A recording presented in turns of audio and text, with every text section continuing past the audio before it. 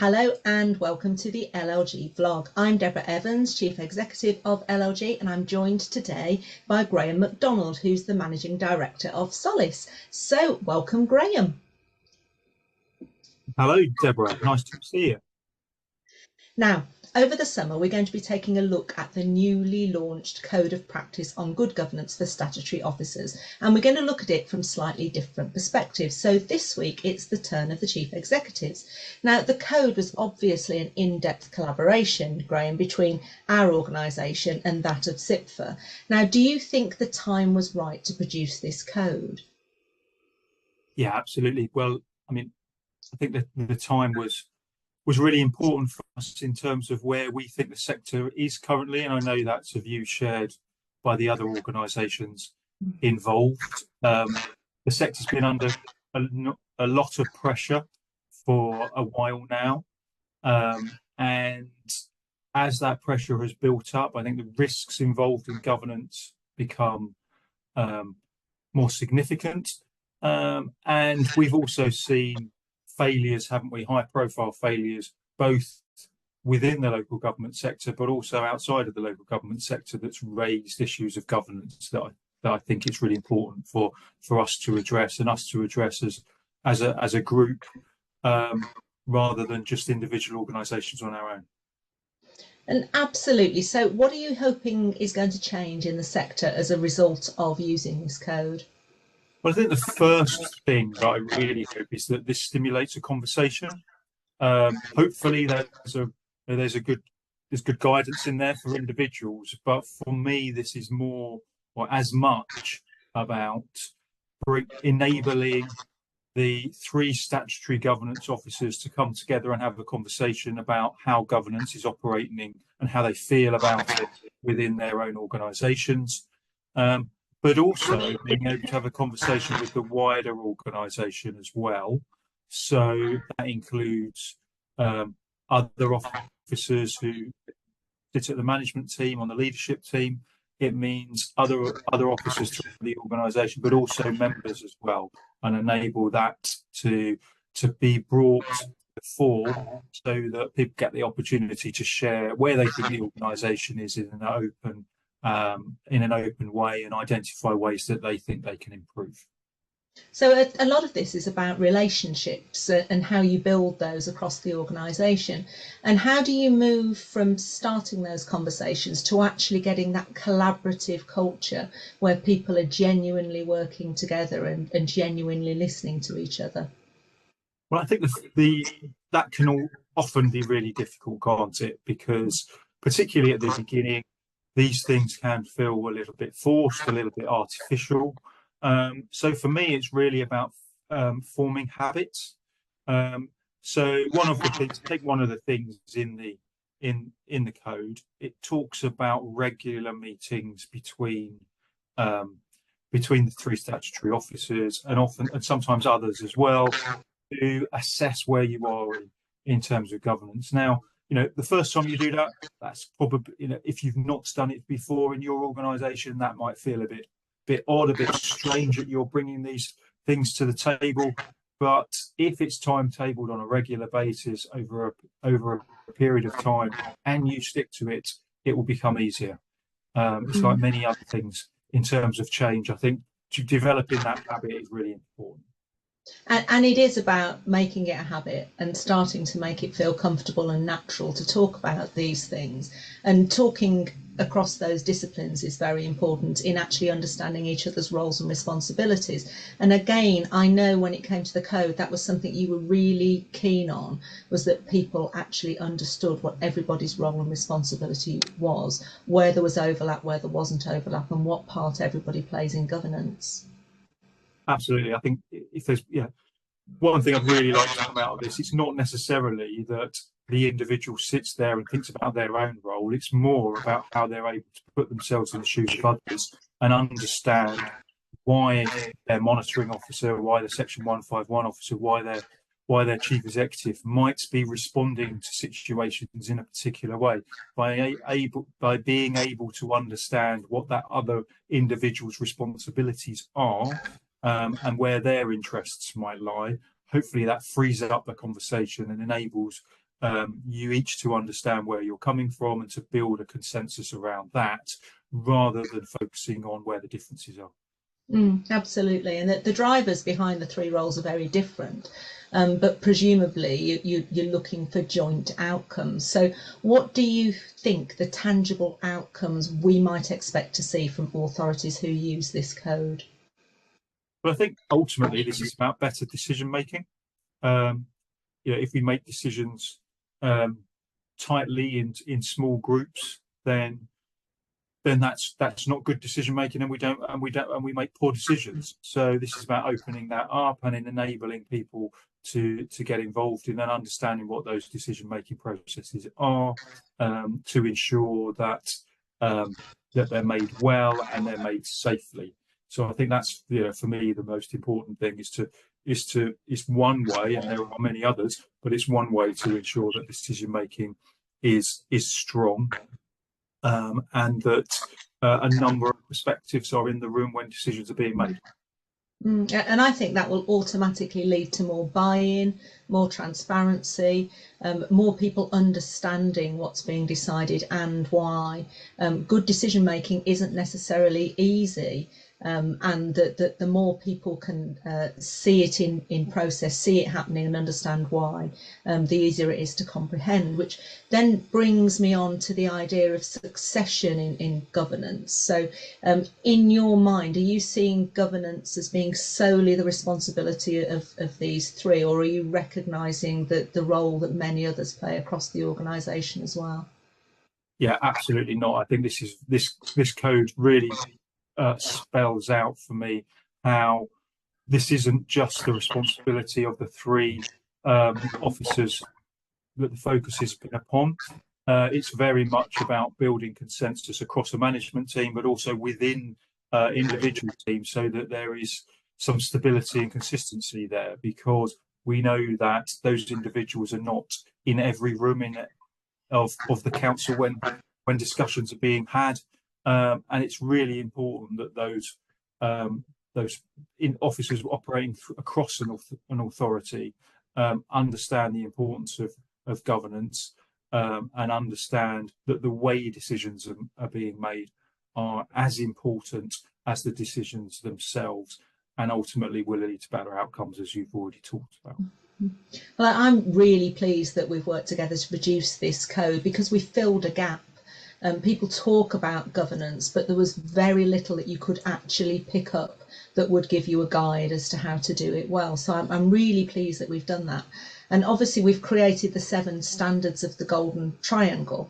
Now, I appreciate that they're all very important, but are there any in particular that really resonate with you?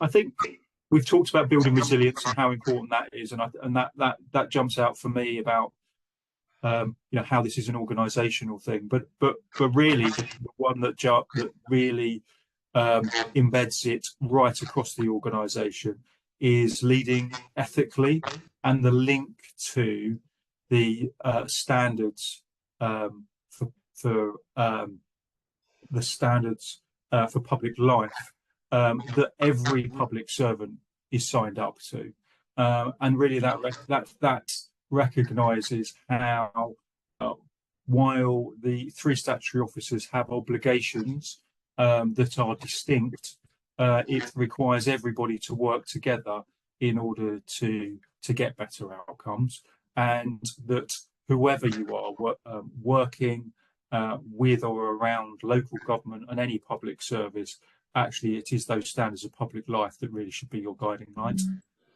And that sort of flows through into the standard with respect to acting wisely as well. It's about thinking not can I do this, but should I do it?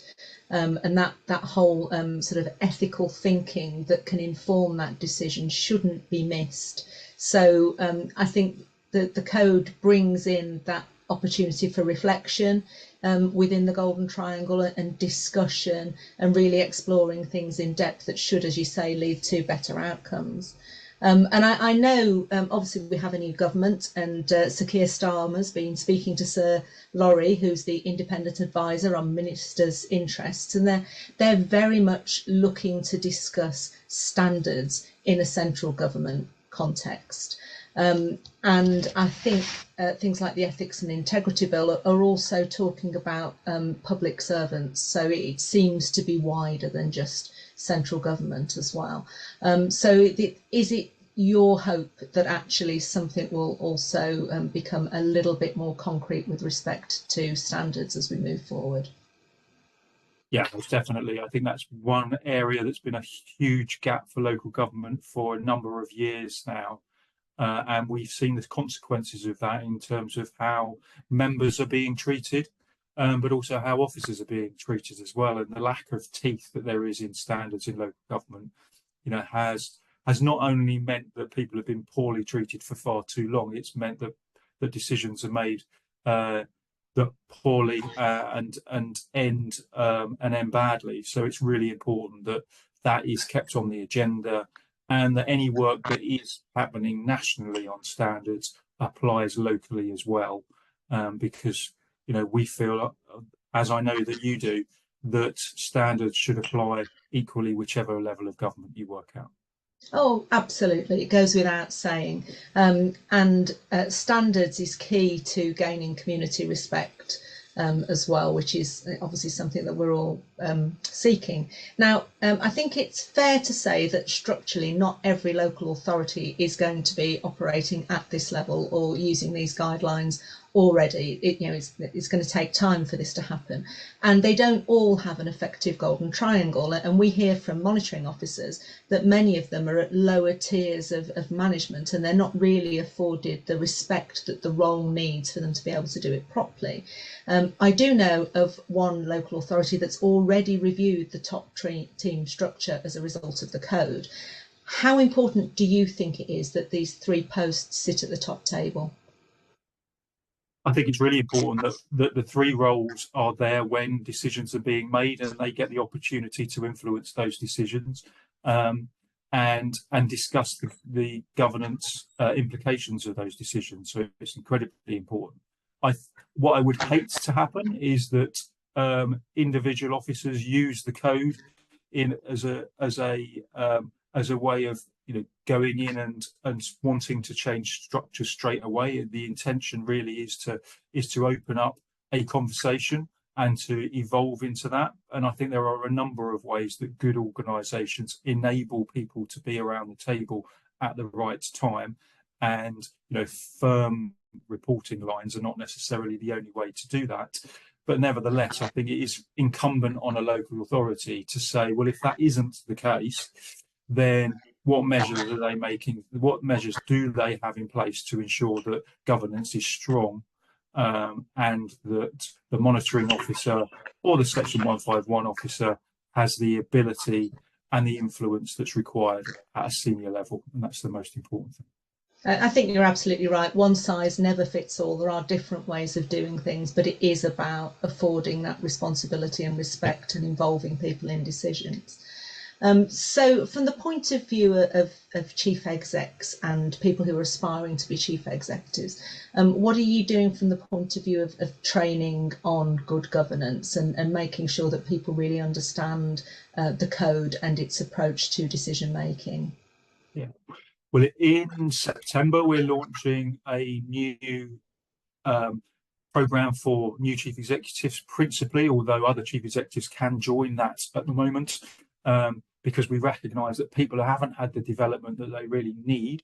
And that program is really focused on the fundamentals of the role, which includes a module that's focused very much on governance, and uses this code as one of the tools to help people through what there really are the fundamentals of being a chief executive and their governance responsibilities. But that builds on a number of other programs that we already have. So we have an Ignite program for more experienced chief executives that enables them to come back and have a conversation about the practical issues that they've have come up against and are working their way through. And often governance is at the centre of those, and how people work in a political environment. So that's another program that we have. And obviously there's the coaching and mentoring that we run. So quite formal coaching, and that helps people through both as part of a programme or outside of a programme, helps people through scenarios, or a more informal mentoring where people get to talk to people who've walked in their shoes already. And of course, as a professional body, we know such a range of people across the sector that the advice that we're able to give just by joining people together, joining people up who have gone through experiences already, ensures that people get to talk to colleagues that can offer them some really valuable advice. And yes, we have aspiring programs too, which set people up for those roles, and mean that when they do arrive as a executive, they land with a quite soft landing. And indeed, that's reflected in what we do for lawyers. We've got LLG Inspire for those aspiring or already in the role of monitoring officer. We have obviously governance roundtables regularly. We have our governance conference, and we're really trying to instill governance in junior lawyers. So it's not just something you pick up when you're further up the tree. It's part of who you are.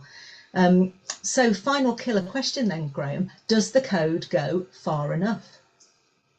Well, I think we've already talked, haven't we, a little bit about standards and how standards are an area that we'd really like the new government to focus on. So that's very much taken as read.